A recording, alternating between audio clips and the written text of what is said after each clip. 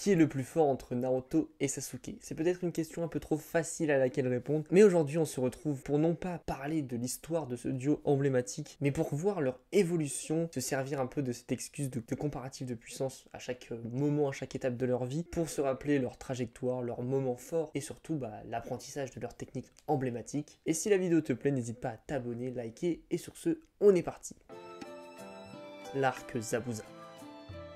Alors on va pas se focaliser aujourd'hui sur le combat, je vous invite évidemment à regarder ma fameuse émission 100% combat qui nous permet de retracer et surtout de nous remémorer les combats phares de Naruto, et cet affrontement en fera forcément l'objet un jour. Donc pour moi, pas trop de débat ici, Sasuke est au-dessus au début de l'œuvre, sans compter le chakra du démon renard de Naruto. Oui, parce que voilà, en vrai, on pourrait dire que Naruto est supérieur à Sasuke tout le long de l'histoire, dès qu'il utilise son chakra de démon renard. Mais dans sa globalité, à ce moment-là, Sasuke est beaucoup plus fort que Naruto.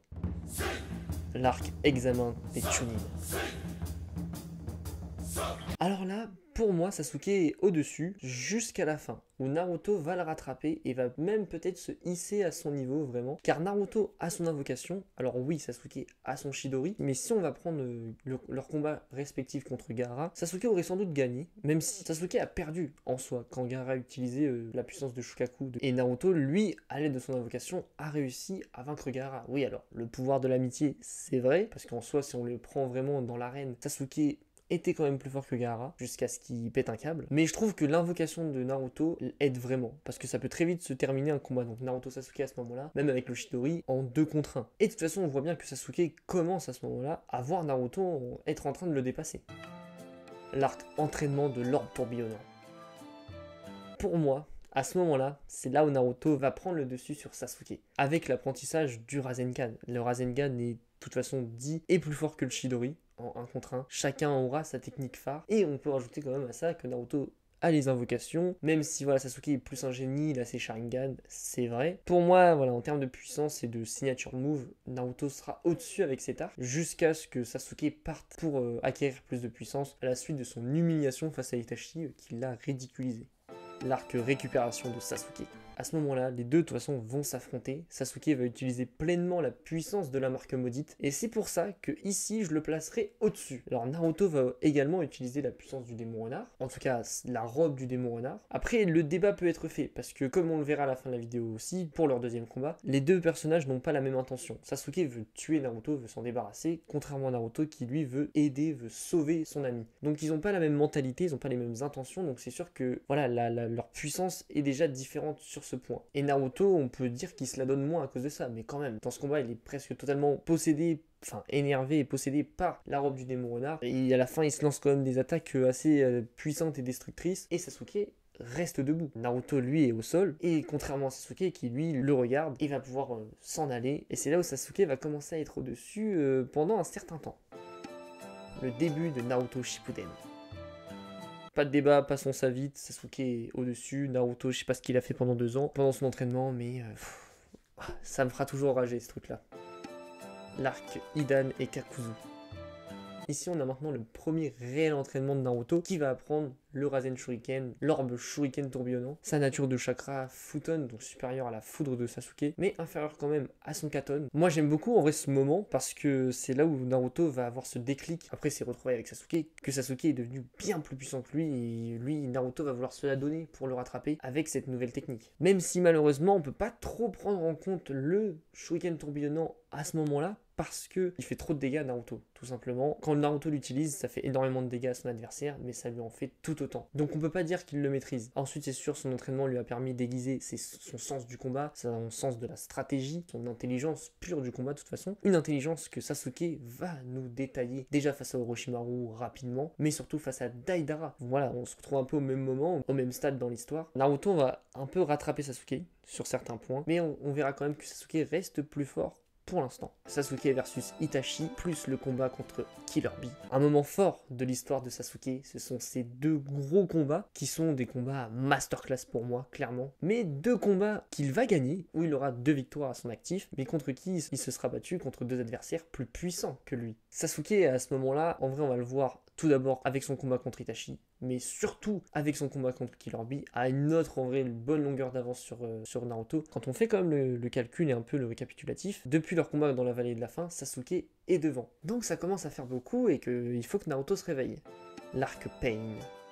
Le retour de Naruto en grande pompe. Naruto va faire un énorme comeback dans l'histoire et aussi dans cette vidéo. Celui qui avait une grosse longueur de retard va le rattraper et même bien le dépasser. Car pour moi, Naruto en battant les 6 Pain, alors oui, à la fin contre Tendo, il va se faire maîtriser, mais il en aura battu 5 juste avant. Et au-dessus de Sasuke, jamais j'aurais vu Sasuke, même Lumière Céleste, ce que tu veux, battre les 6 Pain. Impossible. Ouais, Naruto en maîtrisant le mode ermite, après son entraînement au Mont Myoboku, et au-dessus de Sasuke, mais large. Le fait d'avoir recherché ces images me donne juste envie d'une chose, c'est de faire le 100% combat sur ce combat, parce que oui, Naruto a tellement la classe, et j'ai hâte de revivre ce combat. On a eu le grand tournant de l'histoire de Sasuke, après sa victoire face à Itachi, on a là le tournant de l'histoire de Naruto, avec la mort de Jiraiya et son entraînement, mais on va quand même continuer leur évolution.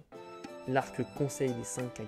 On remarque quand même que la construction de l'histoire, du récit, nous montre clairement que les deux sont liés tout le temps. On a souvent un arc avec un autre avec l'autre. On le voit bien. Ici, on va plus se focaliser, même si Naruto est là quand même un minimum dans l'action, il est là de son côté, on va se focaliser sur Sasuke et encore une progression où il va commencer à utiliser son Susanoo et même aller jusqu'à le maîtriser à la fin face à Danzo. On peut aussi ajouter la maîtrise de la lumière céleste, évidemment. Un arc hyper stylé qui est pour moi à relancer, voilà, après l'arc Pain qui est arrivé à un sommet de dingue, qui a relancé la hype Naruto avec le conseil des 5 Kage. Et en vrai, je trouve l'exploration du monde de Naruto avec les autres Kage. Et en termes de combat, c'est une dinguerie aussi. Tous les combats qui vont s'enchaîner, le Sasuke versus Danzo. Et à la fin, on aura aussi une nouvelle rencontre entre Naruto et Sasuke qui va nous permettre peut-être de jauger encore un peu plus leur puissance. Parce que c'est un moment où c'est assez compliqué, je trouve, de jauger. Je vais donner mon avis, n'hésitez pas à me dire si le vôtre est pareil ou est contraire. Et à ce moment, je dirais que Naruto est quand même plus puissant. Alors oui, Sasuke va avoir beaucoup plus de technique que lorsqu'il a affronté Killer Bee, et il aura vraiment encore plus plongé dans la haine, mais Naruto, son mode ermite, il est trop puissant. Enfin, c'est simple, Sasuke a galéré face à tous les Kage. Il n'en aurait battu aucun. Alors oui, il aurait grièvement blessé le Raikage, mais il aurait quand même perdu. Et Naruto, je le répète, a vaincu les 6 Pain. Est-ce que c'est simple, vous voyez un Kage perdre contre les 6 Pain? Moi je vois largement le Raikage perdre contre les 6 Pain. Donc si Naruto a battu les 6 Pain, dans la logique, Naruto est plus fort et encore plus fort que Sasuke. Ce qui va vraiment changer entre les deux, c'est leur intention. Sasuke sera à fond dans la haine, voudra vraiment tuer Naruto, contrairement à Naruto qui lui est toujours dans le sauvetage de son ami. Ensuite, on pourrait quand même les mettre au même niveau à ce moment-là, mais j'ai envie de mettre Naruto légèrement au-dessus encore. L'arc maîtrise de Kyuubi. Ici, on va se pencher à fond sur Naruto et sa maîtrise de son démon. Il en a besoin pour affronter l'Akatsuki et il sera épaulé par Killer Bee et Hashibi, la classe. Pendant que Sasuke, lui, se repose, tout simplement, parce qu'il va commencer à perdre la vue suite à l'utilisation abusive de son Sharingan, et va donc décider de s'implanter les yeux de son frère décédé pour pouvoir éveiller le Mangekyo Sharingan éternel. Mais pour l'instant, son entraînement, c'est juste de se reposer les yeux. Pendant que Naruto combat Kyuubi, et même là, sa prestation face à Kyuubi en mode... Enfin, Naruto mode ermite contre Kyuubi, elle est magnifique. Et voilà, Naruto va aller jusqu'à réussir à prendre une partie du chakra de Kyuubi et à la maîtriser. En plus de ça, Naruto va faire une introspection de lui-même, va voir sa mère, va connaître les circonstances de la mort de ses parents. Enfin, il y aura une véritable évolution. Et on ne connaît pas encore la puissance de Sasuke à ce moment-là, on ne le revoit pas avant un moment. Mais Naruto, lui, fait encore un grand bond en avant. L'arc Grande Guerre. Au départ, Naruto, on va le voir à plusieurs moments, à plusieurs reprises, il va nous montrer sa rapidité face au Raikage actuel et à l'ancien Raikage. Il va carry tout le champ de bataille, toute l'alliance, avec son chakra, avec ses clones, tout en se battant contre Nagato réincarné, en affrontant Obito et les anciens démons à queue, enfin les anciens hôtes avec leurs démons à queue en mode de Pain, Rinnegan, Sharingan, hyper cheaté. Enfin Naruto, il a un niveau à ce moment-là, c'est trop fort, trop bien. Pendant que Sasuke, lui, n'est pas là au début de la guerre. Et il faut quand même se rappeler qu'on a quand même des bêtes de moments pendant cet arc, même si, oui, il a traîné en longueur. Et là, son plus gros défaut. Sasuke donc apparaîtra un peu plus tard, comme je l'ai dit, quand il sera de retour avec son frère face à Kabuto. Mais on ne verra pas trop de ses techniques, même si je pense en vrai, Sasuke face à Kabuto en 1 contre 1, je pense pas qu'il aurait gagné. Parce que Itachi va jusqu'à utiliser Izanami. Et Sasuke, lui, fait juste de la figuration durant ce combat. Par la suite, il va aller à Konoha, demander des réponses aux anciens Kage. Il a encore, je trouve, un train de retard sur Naruto qui a fait cette introspection à l'arc juste avant avant pour maîtriser Kyuubi. Lui, Sasuke va le faire seulement à ce moment-là. Et à ce moment-là, je trouve quand même que c'est un des plus durs moments pour départager les deux ninjas. Sasuke est pour moi devant. Sasuke a donc son Mangekyo Sharingan éternel et Naruto a le chakra de Kyuubi pour l'instant pas maîtrisé. Je dirais que au début, quand ils se retrouvent, ils sont à peu près de la même puissance. Par contre, dès que Naruto maîtrise tout le chakra de Kyuubi et donc le contrôle et que voilà il décide de faire ami-ami avec Kurama, Naruto va devenir plus fort. Là ensuite on aura quand même des power-up à tout va jusqu'à la fin, que ce soit du côté de Sasuke et de Naruto. Mais pour moi, Naruto va rester devant et ce jusqu'à la fin de l'œuvre et même plus si on va plus loin. Mais je m'explique. Alors oui, pendant le combat final des deux, les deux ont des pouvoirs de Dieu. Et comme j'ai déjà pu le dire pour leur premier affrontement dans la vallée de la faim, le second c'est pareil, les deux ont des objectifs différents et des intentions différentes. Mais Sasuke déjà a besoin de la puissance de 8 démons, ou enfin 9, je sais plus s'il a la puissance de Kyuubi aussi, le chakra de Kyuubi, mais en tout cas il a du chakra des démons à queue. Il a besoin de ça pour tenir contre Naruto. À la fin, Naruto le bat avec son Sharingan fait avec son propre chakra, contrairement à Sasuke qui va devoir voler du chakra de Naruto pour utiliser son Chidori. Et enfin, les deux derniers arguments qui sont,